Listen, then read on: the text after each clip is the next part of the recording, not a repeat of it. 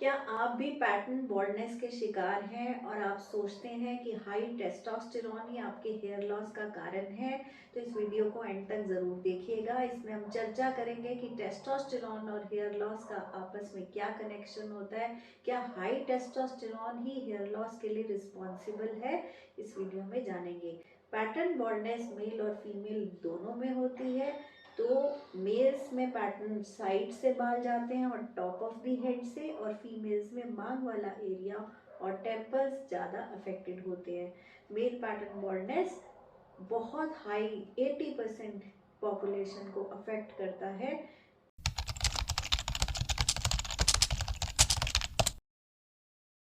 Testosterone body में exist करता है फ्री फॉर्म में और बाउंड फॉर्म में। जो फ्री टेस्टोस्टेरॉन है वो ही रिस्पॉन्सिबल होता है एक्शंस के लिए। बाउंड फॉर्म ऑफ टेस्टोस्टेरॉन यानी टेस्टोस्टेरॉन प्रोटीन के साथ जुड़ा हुआ है, या एल्ब्यूमिन के साथ, या सेक्स हार्मोन बाइंडिंग ग्लोबुलिन के साथ, तो वो एक्टिव फॉर्म नहीं होती है। अगर हमें फ्री टेस्टोस्टेरॉन लेवल हाई है या लो है उसको देखना है। प्लस हमें सीरम टेस्टोस्टेरॉन की जगह स्कैल्प डीएचटी लेवल्स, डाईहाइड्रोटेस्टोस्टेरॉन हार्मोन जो टेस्टोस्टेरॉन से बनता है, वो मेनली रिस्पॉन्सिबल होता है बाल की थिनिंग और पुअर ब्लड सप्लाई और हाई इन्फ्लेमेशन के लिए, जिसकी वजह से पैटर्न बॉल्डनेस होता है।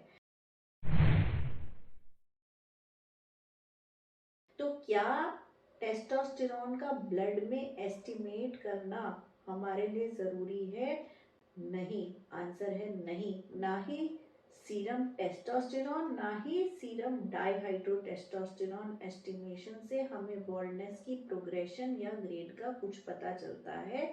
ये एक क्लिनिकल डायग्नोसिस है जो आपके डर्मेटोलॉजिस्ट जो ट्राइकोलॉजी में अच्छे से ट्रेंड हैं या ट्राइकोलॉजिस्ट ही हैं वो डायग्नोस कर पाएंगे। मेल पैटर्न बॉल्डनेस की एक डिस्टिंक्टिव शेप होती है, यानी हेयर लाइन रिसीड होने लगती है और टेम्पल से भी बाल पीछे जाने लगते हैं, फ्रंटल एरिया थिनिंग होने लगती है, क्राउन एरिया तक एक्सटेंड कर जाती है। उसको हम पैटर्न बॉल्डनेस बोलते हैं। ग्रेड 2 से लेके ग्रेड 7 तक आता है। और ये contrary to scalp hair, testosterone और डाईहाइड्रोटेस्टोस्टेरॉन जो बनते हैं, डाईहाइड्रोटेस्टोस्टेरॉन प्यूबर्टी में फ्रॉम टेस्टोस्टेरॉन बनता है जो बाल को पतला करता है। फेशियल हेयर को वो एक्चुअली बढ़ा देते हैं, बॉडी हेयर को बढ़ा देते हैं, बट स्कैल्प हेयर को कम कर देते हैं। क्या सिर्फ डीएसटी का हाई होना ही मेन रीज़न है बालों के पतले होने का? तो आंसर है नहीं। आपके जीन्स और आपके हार्मोन के रिसेप्टर्स डिसाइड करते हैं कि कितना डीएसटी की सेंसिटिविटी आपको है। यानी चोर तो आया है पर क्या उसको एंट्री मिल रही है, तभी वो चोरी करके जाएगा। तो एक्शन ऑफ डीएचटी जो है वो डीएचटी रिसेप्टर से गाइडेड है। वो आपके जेनेटिक्स से काफ़ी हद तक कंट्रोल है, कुछ हद तक लाइफस्टाइल से भी कंट्रोल्ड है। तो कितना डीएचटी बनेगा, कितनी स्ट्रांगली वो डीएचटी रिसेप्टर से बाइंड करेगा, उसके अकॉर्डिंगली बॉल्डनेस की प्रोग्रेशन होगी।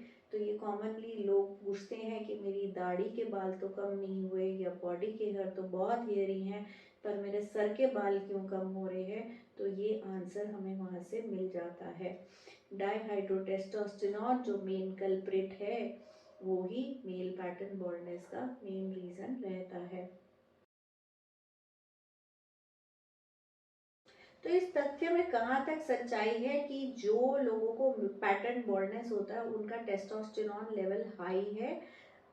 सर्कुलेटिंग लेवल टेस्टोस्टेरोन हाई होना ज़रूरी नहीं है, जो अभी हम इस वीडियो में डिस्कस कर ही रहे हैं। इनफैक्ट बहुत सारे मेल्स जिनको पैटर्न बॉल्डनेस है, they might be having lower circulating level of testosterone but higher levels of the enzyme 5 alpha reductase जो टेस्टोस्टेरोन को डाईहाइड्रो टेस्टोस्टेरोन में कन्वर्ट करता है। तो एक the amount of DST which is being produced, और दूसरा कितने रिसेप्टर्स हेयर फॉलिकल्स पे डीएसटी के लिए है, और तीसरा आपके जेनेटिक्स जो सेंसिटिविटी ऑफ द डीएसटी और रिसेप्टर्स की सेंसिटिविटी डीएसटी की तरफ बढ़ा देते हैं, अट्रैक्ट हो जाता है, वो ज़्यादा से ज़्यादा बाइंडिंग होती है, वही डिसाइड करेगा कि पैटर्न बॉल्डनेस कितना होगा और कितनी तेज़ी से प्रोग्रेस करेगा। फीमेल्स में भी पैटर्न बॉल्डनेस होता है, जिसको फीमेल एंड्रोजेनेटिक एलोपेशिया या फीमेल पैटर्न हेयर लॉस बोलते हैं। उसमें क्रिसमस ट्री पैटर्न बनता है फ्रंट लाइन, ये कम रिसीड होती है, मेनली मांग वाला एरिया अफेक्टेड होता है और टेम्पल्स अफेक्टेड होते हैं, वहाँ पे भी टेस्टोस्टेरॉन होता है। नॉर्मली उनका जो हाई ईस्ट्रोजन होता है वो टेस्टोस्टेरॉन और डीएसटी को दबा के रखता है और बाल अच्छे रहते हैं नॉर्मली। बट अगर आपको पीसीओडी है या आपका स्ट्रेसफुल लाइफस्टाइल है या आपका जेनेटिक्स इस तरह का है कि आपको प्री डिस्पोज करता है पैटर्न बॉल्डनेस के लिए, तो फिर थिनिंग फीमेल्स में भी टेस्टोस्टेरॉन स्कैल्प में उनका डोमिनेटिंग हार्मोन बन सकता है, डीएसटी। तो टेस्टोस्टेरॉन से डीएसटी बनेगा और डीएसटी एक डोमिनेटिंग हार्मोन बन सकता है फीमेल्स में भी, और वो बाल की वॉल्यूम को, बाल के डायामीटर को एक पर्टिकुलर पैटर्न में कम कर सकता है। अब इसको कंट्रोल करने के लिए जो मेन एफडीए अप्रूव्ड दवाइयाँ हैं वो लगाने के लिए मिनॉक्सिडिल और खाने के लिए फिनास्ट्राइड। बट फीमेल्स में यूजुअली हम फिनास्ट्राइड नहीं देते हैं क्योंकि प्रेगनेंसी में बेबी को अफेक्ट कर सकता है।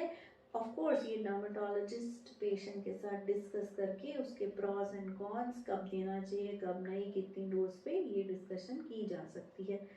तो और इसके अलावा low level laser light treatment, surgical options, non surgical hair replacements and RFST PRP method, ये गोल्ड स्टैंडर्ड ट्रीटमेंट्स हैं जो बाल को स्टिमुलेट करने में, बाल को मोटा करने में और प्रोग्रेशन ऑफ बॉल्डनेस को स्लो डाउन करने में हेल्प कर सकते हैं।